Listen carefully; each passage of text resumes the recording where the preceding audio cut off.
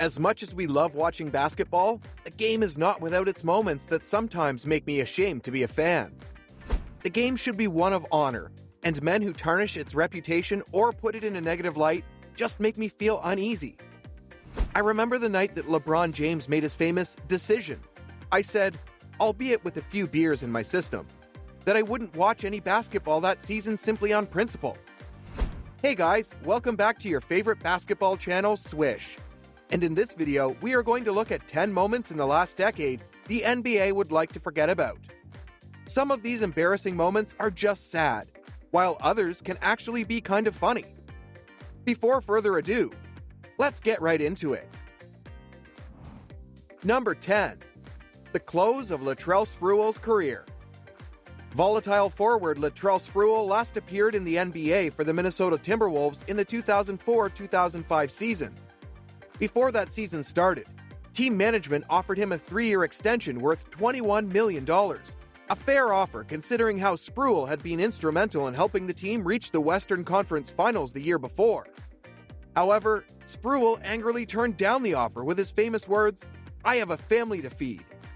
Oddly enough, the 2004-2005 season, the final year of his current contract at the time, was the worst of his career. He averaged a career-low 12.8 points per game. Sprewell never appeared in the NBA again, and today is beset by financial woes. To date, he is the #1 delinquent taxpayer in his home state of Wisconsin, owing about $3.5 million in back income tax. Considering how he was once one of the game's best, the end of his career was both embarrassing and sad. Number 9. Charles Barkley's gambling problems. Once one of the game's best forwards, retired life has had its ups and downs for Charles Barkley. After gaining a ton of weight, he has become an entertaining broadcaster for NBA on TNT. Yet, in his legendary broadcasting career, Barkley has become known for some outlandish admissions about his compulsive gambling. In 2007, he told ESPN that he had once lost $2.5 million in 6 hours of playing blackjack and had probably lost close to $10 million total through gambling. His problem finally caught up with him in 2008 when he got into trouble over $400,000 he had failed to pay to the Wynn Las Vegas casino. Considering how a civil complaint was filed against him, he finally decided to get the gambling under control. Still, basketball fans nationwide were surely in a bit of shock once they learned this unsavory tidbit about Sir Charles. Number 8. Charles Barkley arrested for DUI. As bad as Barkley's gambling demons are, they aren't nearly as bad as when he was arrested for DUI back on December 31, 2008. This occurred in Scottsdale, Arizona, and Barkley was pulled over for running a stop sign. After failing his field sobriety tests, Barkley was arrested and taken into custody. The embarrassing part is the reason why Barkley ran the stop sign in the first place. According to the police report, via the Arizona Republic, he had a female companion in the car with him and was in a hurry to receive oral sex from her. Number 7. Shaq's time with the Celtics. Starting in 2006, Shaquille O'Neal's career began its downward spiral. While still somewhat effective, he was not the absolutely dominating center he was when with the Orlando Magic and Los Angeles Lakers.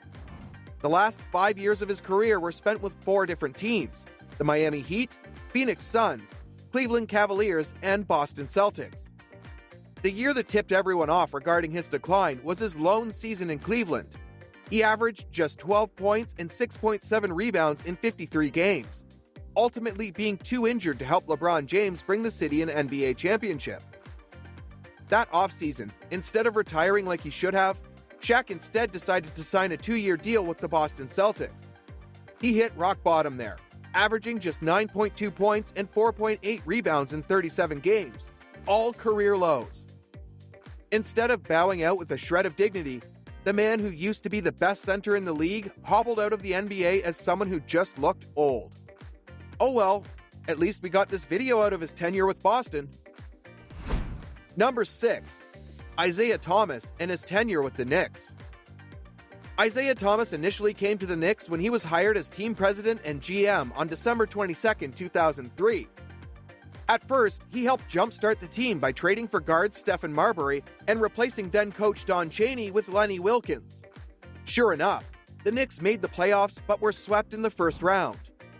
Then, the house of cards began to fall. Thomas became known for signing role players or backups like Jared Jeffries and Jerome James to heavy contracts and thus creating major salary cap problems. On top of that, he liked to trade draft picks for ineffective players, most notably Eddie Curry. Throw in the fact that he essentially ran Larry Brown out of town in 2005 and then coached the team into the ground, and the damage Thomas caused is borderline irreparable. The fact that one of the most storied franchises in NBA history had to endure such damage is not only embarrassing, but traumatic. Number 5. Tim Hardaway's homophobic comments. As a player, Tim Hardaway was one of the most talented point guards in the game. Yet, in retirement, he found himself in some pretty hot water in February 2007. At the time, former NBA center John Amaechi had just written a book in which he came out as gay. On ESPN, Hardaway was asked for his opinion on the subject, and instead of being diplomatic, he shut the filter off.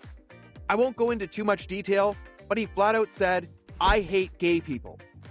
Negative press surrounded him afterward, and while he apologized for his comments and has since gotten involved in LGBT charities like the Trevor Project, Hardaway's comments put a black mark on the NBA from which it may never recover. Number 4. The Gilbert Arenas gun fiasco. At one point, Gilbert Arenas was one of the NBA's most elite scorers. Then, in 2009, he threw it all away. After getting into a heated argument with teammate Javaris Crittenton on the team plane over a gambling debt, Arenas reportedly brought unloaded guns into the team's locker room at the Verizon Center in Washington, D.C., and left a note for Crittenton right next to them. The message was simple: pick one. Sure enough, both players were suspended for the remainder of the season, and neither has been the same since.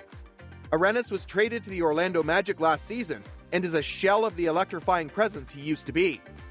Crittenton has had it far worse, as he is currently awaiting trial in Atlanta for the murder of a young mother. Number 3. LeBron James' decision. Last offseason, NBA fans were practically salivating with speculation. Where would highly touted free agent LeBron James sign? Would he remain in Cleveland or go to another team like the Chicago Bulls or the New York Knicks? What followed was quite possibly the most egotistical move in sports history. Instead of quietly picking a team and then telling the press, James bought an hour's worth of airtime on ESPN that would be dedicated to his decision, announced at the Boys and Girls Club of Greenwich, Connecticut. About 10 to 15 minutes into the special, James announced that he would join the Miami Heat, who already had signed Chris Bosh and Dwayne Wade to lucrative deals. In a heartbeat, James was now the most hated player in the NBA. Why is this so embarrassing?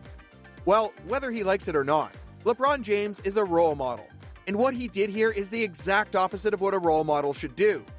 He should have handled this decision with class and humility and not talked about taking my talents to South Beach. Number 2. The Malice at the Palace. The date was November 19th, 2004. The Indiana Pacers were facing the Detroit Pistons at the Palace at Auburn Hills just outside of Detroit. With the Pacers winning handily with less than a minute to go, a fight broke out between the teams on the court. A drunken fan, probably frustrated with Detroit's impending loss, then thought it would be a good idea to throw a drink onto the court. The drink hit Pacers forward Ron Artest, who flipped out and charged into the stands to fight the fan he thought was guilty. Sure enough, he attacked the wrong fan, but teammate Steven Jackson had already joined him at that point. Another fight began when two fans rushed the court and tried to fight Artest, who had no problem fighting back. Teammate Jermaine O'Neal helped him this time. In the following days, Artest was suspended for the remainder of the season, including the playoffs, and lost close to $5 million in salary. Jackson and O'Neal were suspended for 30 and 15 games, respectively. The sad part about this is that people still haven't forgiven Artest, world peace, for his actions. Keeping in mind, he has since won 2 championships with the Los Angeles Lakers, but people still remember him most for his role in this brawl. Number 1. Tim Donaghy scandal. You know how, as fans, we'll sometimes get frustrated with the officiating of a particular game and outlandishly claim that the referees are fixing the calls? Well, in the summer of 2007, it turned out that such claims might not have been far off.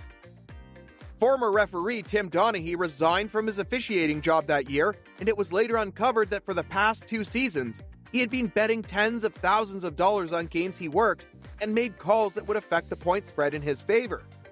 Not surprisingly, this shook the foundation of the league. Say what you want about off-court problems of players, brawls, or just flat-out weird stuff happening, but nothing is more embarrassing than the integrity of the game being compromised. Fans take pride in basketball and all sports on the basis that each game is impartially refereed. The fact that we all of a sudden couldn't trust even one official to do that shook us to our core. How many crucial games had our favorite teams lost at the hands of this monster? That all being said, due to the damaging effect his actions had on the NBA and, more importantly, the fans, Tim Donaghy's actions are easily the most embarrassing in the NBA from the last decade.